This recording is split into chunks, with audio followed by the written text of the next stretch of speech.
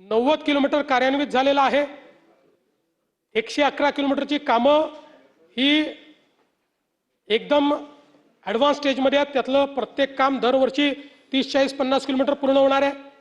84 kilometre अजून निविदा त्याच्या काढलेल्या आहेत किंवा वेगवेगळ्या टप्प्यात आहेत आणि 87 किलोमीटर हे DPR स्तरावर आहे। यामध्ये मेट्रो 2 असेल। आता मी सगळ्या मेट्रो सांगून आपला कदाचित वेळ घेऊ नये असं मला वाटतं, पण जवळपास metro 2, metro 2B, 3, 4, 4A, 5, 5-2, Dhamankar नाका ते दुर्गाडी चौक म्हणजे भिवंडीपर्यंत आपल्याला मेट्रो नेतोय आपण।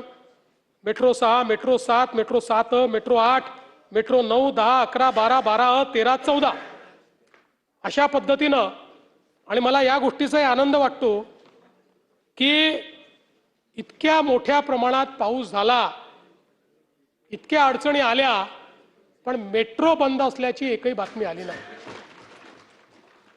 आणि अंडरग्राऊंड मेट्रोमध्येही कुठेही पाणी शिरलं नाही। त्यामुळे मोठ्या प्रमाणात आज आपण हे काम करतो। काही नवनगरं आपण या सगळ्या रायगडच्या भागामध्ये तयार करतो, ज्याला आपण तिसरी मुंबई म्हणून त्या ठिकाणी म्हटलंय। आणि आपला प्रयत्न असा आहे की हा जो काही आपला उत्तम ते विरार ही जी सी लिंक आहे त्याच्या पलीकडे कोरे हा जो बीचचा भाग आहे, कोरे त्या भागामध्ये आपल्या देशातलं पहिलं ऑफशोर एअरपोर्ट म्हणजे मुंबईचं तिसरं एअरपोर्ट आपण त्या ठिकाणी तयार करणार आहोत।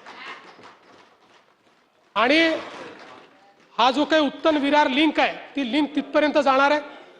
आता एकीकडे हे एअरपोर्ट आहे, दुसरीकडे मल्टी मॉडेल कॉरिडॉर आहे, तिसरीकडे जो नवीन रस्ता गुजरातमध्ये येणारा तो रस्ता आहे, आणि चौथीकडे आपल्या बुलेट ट्रेनचं स्टेशन आहे।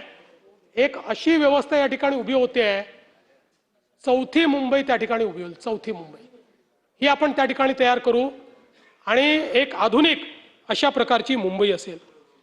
मला एक आपल्या लक्षात आणून द्यायचं आहे की खरं म्हणजे जर या MMR रिजनमध्ये आपल्या वेगवेगळ्या एजन्सीजनी हातात घेतलेले आणि नियोजित केलेले कामं जर आपण बघितले, MMRDA, सिडको, महानगरपालिका, MSRDC, MHADA, SRA, port, water taxi आणि MMRCL या सगळ्याचा जर आपण विचार केला तर आता सुरू असलेल्या प्रकल्पांची किंमत आहे 6,14,871 कोटी। आणि जी सुरू होण्याच्या स्टेजमध्ये आहेत पुढच्या 3 वर्षामध्ये वेगवेगळ्या स्टेजवर जी असतील ती आहेत 6,11,836 कोटी, म्हणजे एकूण 12,26,707 कोटी रुपये। आणि या सगळ्या ही जी काही कामं आहेत या कामांचं फायनान्शियल क्लोजर केलं आहे। त्याचे जिथे कर्ज घेतलेले आहेत त्याच्या सर्व्हिसिंगची व्यवस्था आपण उभी केलेली आहे। माझा दावा आहे देशातल्या कुठल्याच मेट्रोपॉलिटन रिजनमध्ये एवढी कामं नाहीत जेवढी मुंबई मेट्रोपॉलिटन रिजनमध्ये आज कामं चाललेली आहेत। जयंत पाटील साहेब, आपण कांदळवनाबद्दल त्या ठिकाणी बोललात, खरोखर महत्त्वाचं आहे। कांदळवन आहे तर मुंबई वाचेल, किनारपट्टी वाचेल।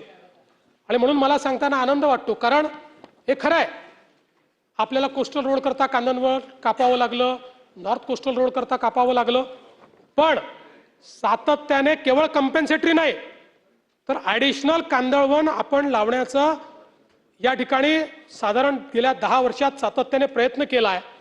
आणि म्हणून ते कमी नाही झालं।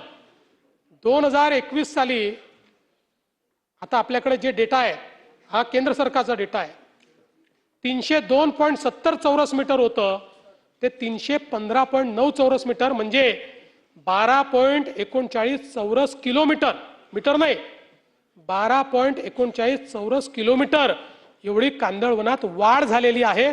कांदळवन कुठेही कमी झालेलं नाही। आणि म्हणून मला या निमित्ताने एवढं सांगायचं आहे की खरं म्हणजे प्रश्न अनेक उपस्थित या ठिकाणी झाले.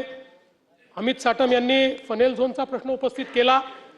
अमितजी, त्यात आपण अंतिम टप्प्यामध्ये आहोत. आशिषजी, आता या संदर्भात अंतिम टप्प्यामध्ये आहोत. त्यातलं माझी एक बैठक झाली, आता तुमच्यासोबत एक बैठक घ्यायची आहे.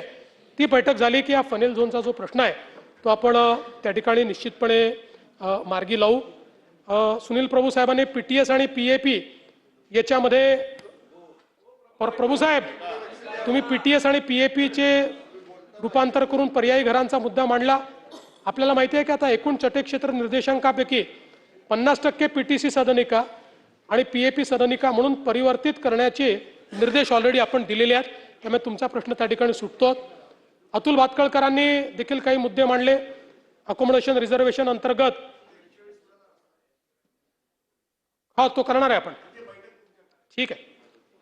0.5 अतिरिक्त FSI, तर निश्चितपणे अतुलजी याच्यामुळे आपल्याला जे काही अकोमोडेशन रिझर्वेशनमुळे वेगवेगळ्या एम्युनिटीज तयार करून मिळणार आहेत त्याचा विचार करता आपली मागणी आहे की 2 वर्षाकरता याला एक्सटेंड करण्यात यावं.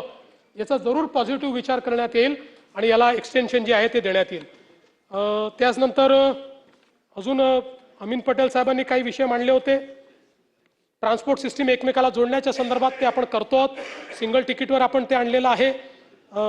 श्रीमती सना मलिक यांनी चिता कॅम्प ते कोळीवाडा कनेक्टिव्हिटीचा एक विषय मांडलेला होता. तर त्या संदर्भात मेट्रो 2B या मार्गिकेच्या मंडाले ते चिता कॅम्प विस्तारीकरणाचा DPR त्याला शासनाने मान्यता दिलेली आहे आणि चिता कॅम्प ते कोळीवाडा हा DPR तयार झालेला आहे. त्यामुळे ही मागणी निश्चितपणे त्या ठिकाणी आपण मान्य करणार आहोत. अनेक सदस्यांनी रस्त्यांच्या बद्दल मी ऑलरेडी सांगितलेलं आहे. अजून ज्या गोष्टी मी बोललो नाही त्यातल्या मुरजीभाईंनी काही रुग्णालयाच्या संदर्भात ते मी बोललेलो आहे. त्यामुळे जवळपास सगळ्या गोष्टींचं उत्तर देण्याचा मी प्रयत्न केला आहे.